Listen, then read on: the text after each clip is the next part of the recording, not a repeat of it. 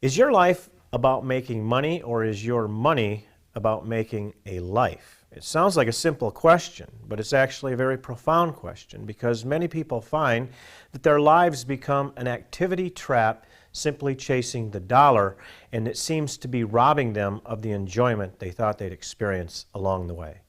Let me introduce you to a concept called moving from ROI to ROL. ROI is return on investment. This is what we try to do with the money we have. ROL is return on life. And here's the difference. At the center of the ROL proposition, return on life, is your life.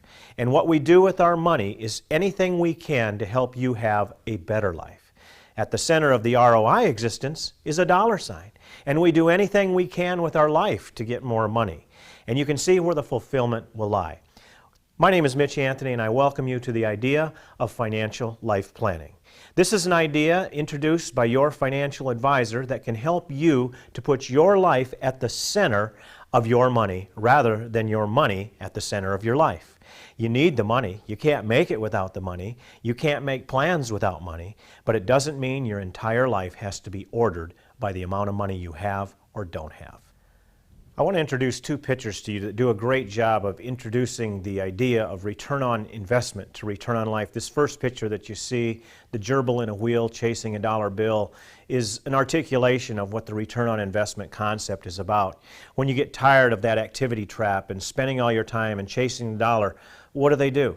They change the denomination of the dollar. It doesn't change your life. You're still running, you're still chasing. It's just the amount you're chasing is more now. They call this getting golden handcuffs. This next picture is a beautiful picture of what the return on life philosophy is all about. It's the utility on the sailboat, if you will. It's the utility that we manipulate to help us get to the place we want to go. Notice what the money is not. It's not the shore that we're sailing toward. It's not the sea that we're sailing on. It's not even the boat or the vessel that we depend on to get us there. It's nothing more than a utility that we skillfully navigate to help us move to the place we want to go in life. In financial life planning, we try to make inquiry into 4 areas of your life: your history, your principles, your transitions, and your goals. Your history is important. Where did you grow up? What was money like growing up? What was your first job? Why did you decide to do what you're doing today? How did you get into the career you're in? Who helped you along the way? How did you meet your spouse, and when did your family come along? These are all important questions, because when you get to the bottom of money, money is about people we love and people we care about. Principles. What are your principles, your guiding values and principles and mores around money when you're making financial decisions? What are your guiding principles in life? What are your principles of engagement when you're working with a financial professional who is entrusted with your hard-earned money? Well, these are important questions, and then we get into questions about transitions you're going through in life right now.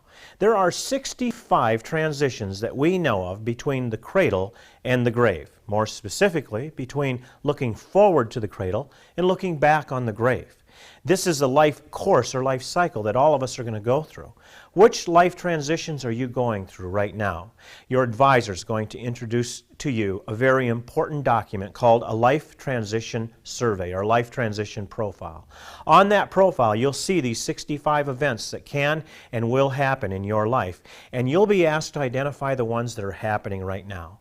An example, many Americans, many North Americans are dealing with the life transition of being concerned about an aging parent. I understand this. I'm concerned about my parents and their welfare in their retirement years.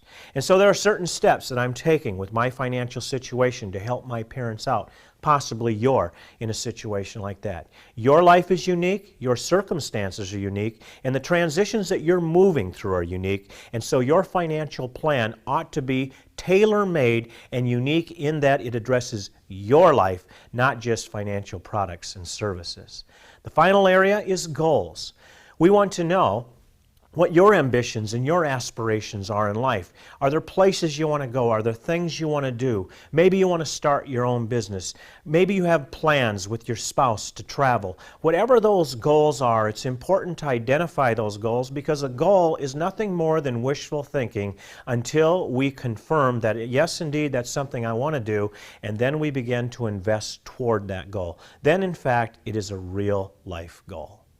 Chances are you're watching this video because your financial advisor is trained and certified in financial life planning. They understand this philosophy that I'm teaching of moving from return on investment to return on life and using your money to get you the life you've always dreamed of. I wish you well as you enter the course of financial life planning.